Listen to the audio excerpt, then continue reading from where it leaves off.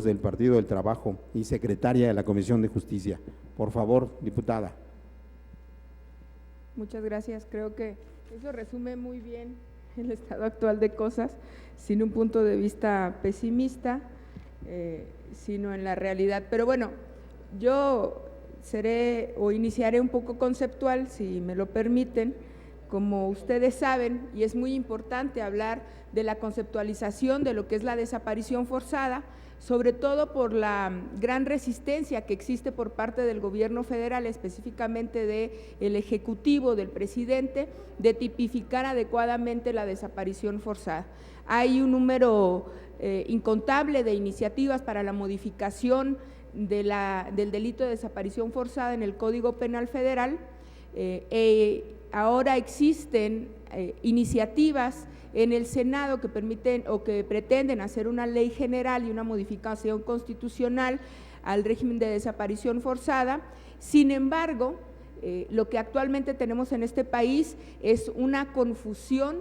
en el mejor de los casos y pensando que es un error honesto lo que existe en el Código Penal Federal, y en el peor de los casos lo que tenemos es un delito mal integrado y es un delito que no permite de ninguna manera verdaderamente tipificar lo que es la desaparición forzada, que es no solamente un delito de lesa humanidad, sino también un delito que violenta los derechos fundamentales básicos de las personas. Entonces, si me permiten, yo iniciaré con la definición que hay de la Convención Internacional para la Protección de todas las personas contra la desaparición forzada, que establece que la desaparición forzada es el arresto, la detención, el secuestro o cualquier forma de privación de libertad que sea obra de agentes del Estado o por personas o grupos de personas que actúen, y repito aquí, con la autorización, el apoyo o la aquiescencia del Estado, seguida de la negativa a reconocer dicha privación de la libertad o del ocultamiento de la suerte o el paradero de la persona desaparecida, sustrayéndola a la protección de la ley. Hay elementos importantes en esta definición. Primero, no cometen el delito de desaparición forzada solamente aquellos que desaparecen o que sustraen o que secuestran a las personas, sino también aquellos que lo ordenan y que sean parte del Estado, y la desaparición forzada seguirá siendo considerada desaparición hasta que no se defina el paradero de las personas. Ese es uno de, digamos, de los pesos más grandes que se tienen en los gobiernos una vez que se tipifica adecuadamente el delito de desaparición forzada, porque pesa siempre la falta de Estado de Derecho y la falta de seguridad, siempre y cuando no aparezcan ni los restos o las personas vivas que fueron víctimas de este delito. Como todos ustedes saben, actualmente México tiene firmados distintos pactos, específicamente el de la Convención Interamericana sobre Desaparición Forzada de Personas y el de la Convención Internacional para la Protección para todas las personas contra la desaparición forzada y el Estatuto de Roma. Sin embargo, y como todos ustedes o muchos de ustedes habrán visto en los periódicos, en este jaloneo que hay entre el Estado mexicano y la ONU y el relator específicamente contra la tortura, México no ha reconocido ni se ha querido sentar en esta mesa donde se asumen todos los lineamientos específicamente de la Convención Internacional para la Protección de la Desaparición Forzada, y como consecuencia ha rechazado pues todos los señalamientos y comentarios que han hecho los organismos internacionales. Entonces, como decíamos al inicio, la desaparición forzada, para todos aquellos que se pregunten qué es eso, es la chicharra que tenemos que empezar.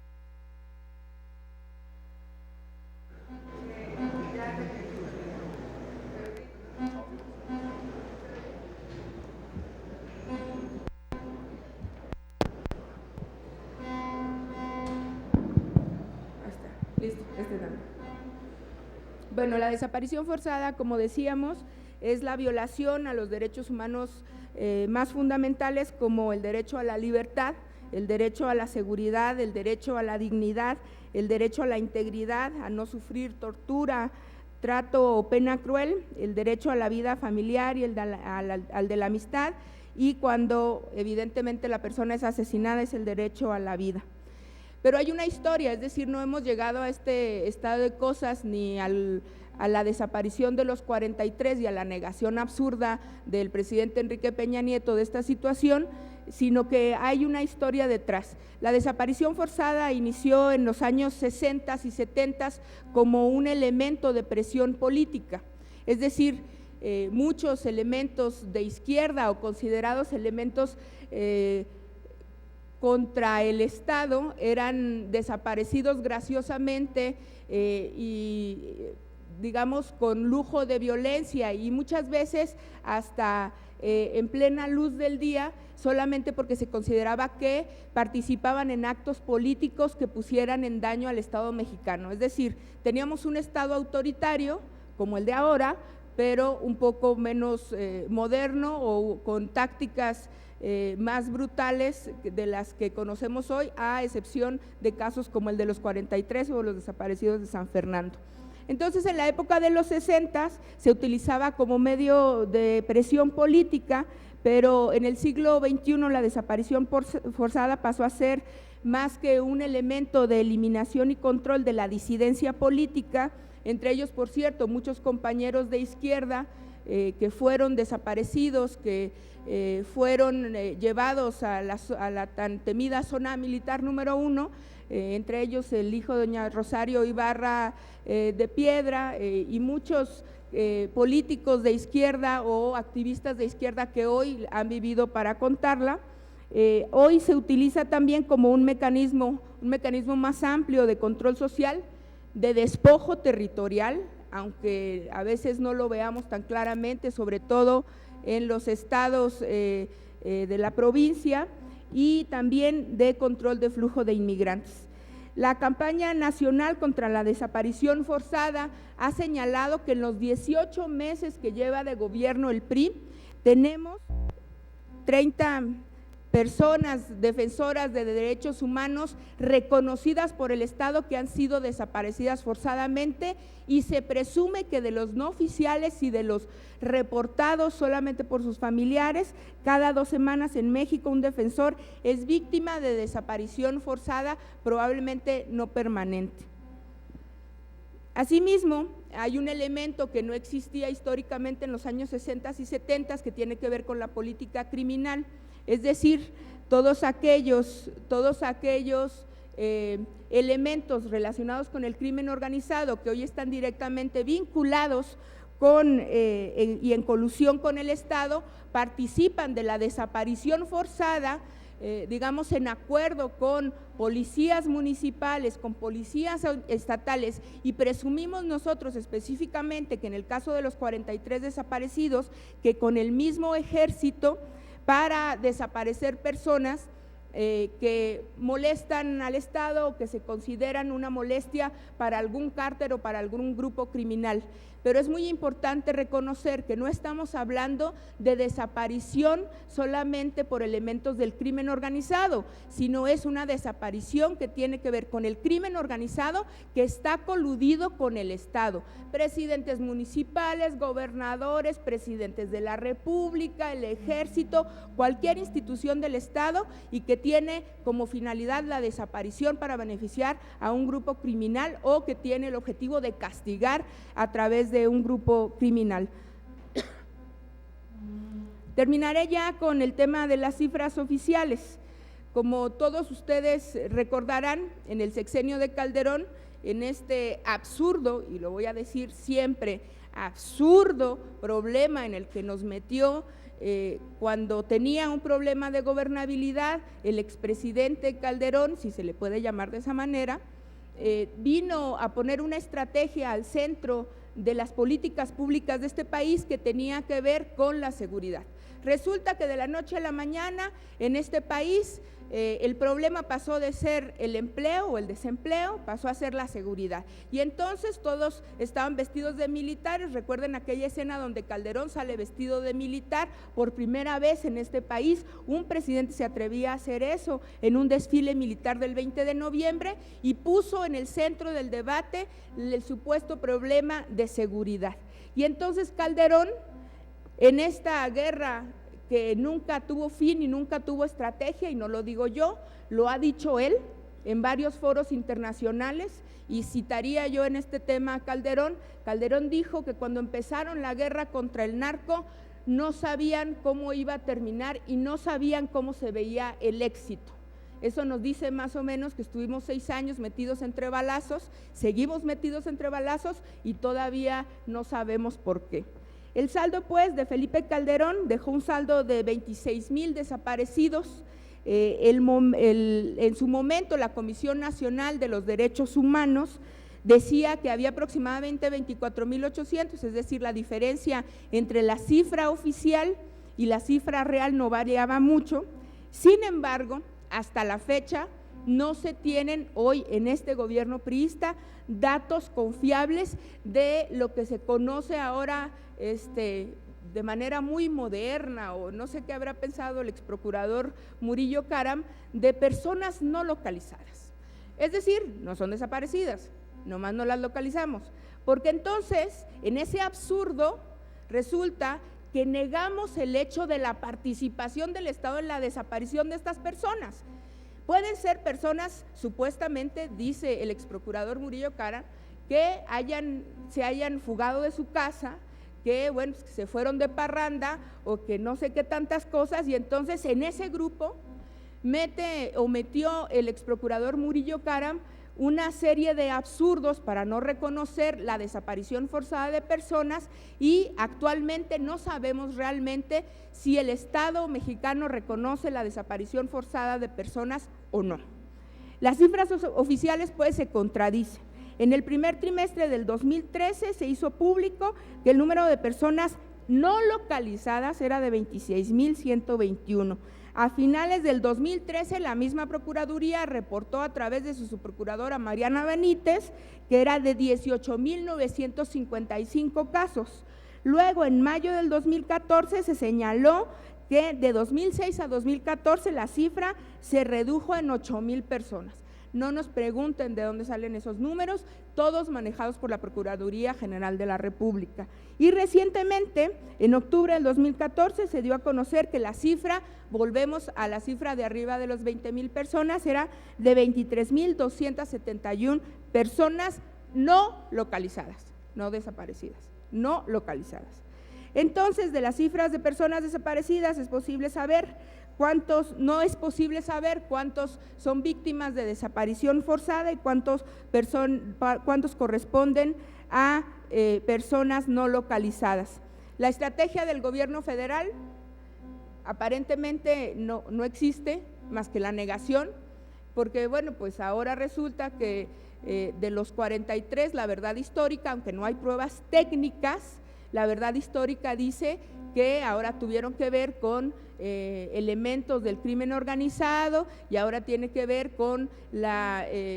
aparentemente o supuesta participación de la Normal Rural de Ayotzinapa en actos de ¿qué nos dijeron? Esto lo voy a citar directamente de la gente que vimos en Guerrero. Yo soy parte también, de la comisión especial para analizar e investigar los asuntos de los 43 desaparecidos de Ayotzinapa, y la lógica de aquellos que están buscando a los 43 o que estuvieron buscando a los 43, la Procuraduría del Estado, la Procuraduría General, el Ejército, es que, bueno, pues casi que los muchachos se la buscaron, ¿no? Y entonces que además la Normal Rural de Ayotzinapa tenía actos de cosas muy raras, de rebeldes que tenían que ver con guerrilleros, y luego que hasta leían a Mao y a Marx en sus instalaciones, como si eso fuese un pecado, y entonces se la habían buscado porque eran rojillos y comunistoides. Entonces, pues como eran rojillos y comunistoides, pues de todas maneras, ¿qué importaba si los habían desaparecido? Más o menos esa es la lógica del Estado frente a la desaparición de los 43, lo cual no solamente nos parece insultante, sino nos parece el reflejo de un Estado que no solamente es moderno, sino que es retrógrada. La estrategia, pues, es que a pesar del cambio del gobierno federal en diciembre del 2012, las políticas continúan basándose en la militarización. El secretario de la Defensa Nacional nos lo dijo a un grupo de diputados y nos lo repitió muy fuerte. El Ejército no va a permitir que nadie, ni los diputados ni la Procuraduría, ponga en duda los actos que lleva a cabo el Ejército para defender a la nación. Y eso evidente y aparentemente incluye a la desaparición de personas al interior de este país, cuando el papel del Ejército es la defensa de la nación, no la política de seguridad interior.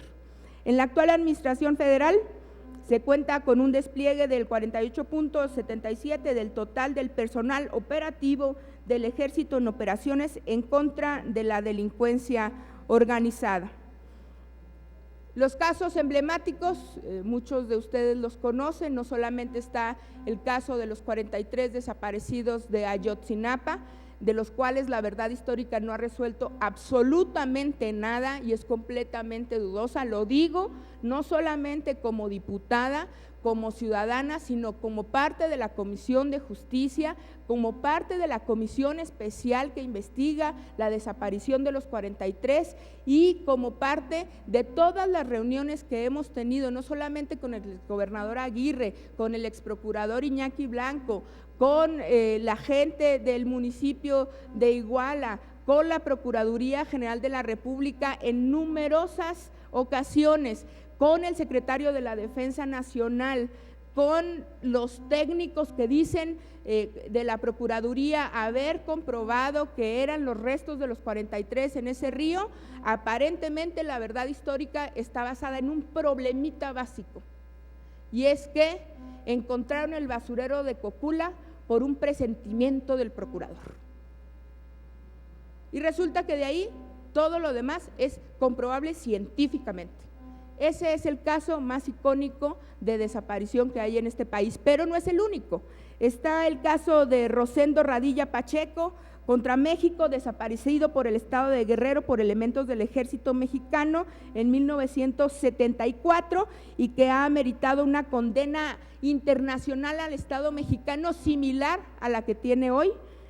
Las mujeres o las desaparecidas de Ciudad Juárez, que evidentemente estamos entre la tipificación del delito de feminicidio. Yo soy de Chihuahua, fui parte de la comisión especial para clarificar la desaparición de mujeres en Ciudad Juárez, y lo que nos queda muy claro primero es que el estado de Chihuahua sigue pensando que no hay desaparición de mujeres ni que no hay violencia de género en este país porque no ha querido tipificar el delito de feminicidio, y además que la desaparición de mujeres en muchos casos en Ciudad Juárez es una desaparición forzada y que se ha dicho repetidamente que tiene que ver no solamente con grupos y redes de empresarios, con grupos y redes de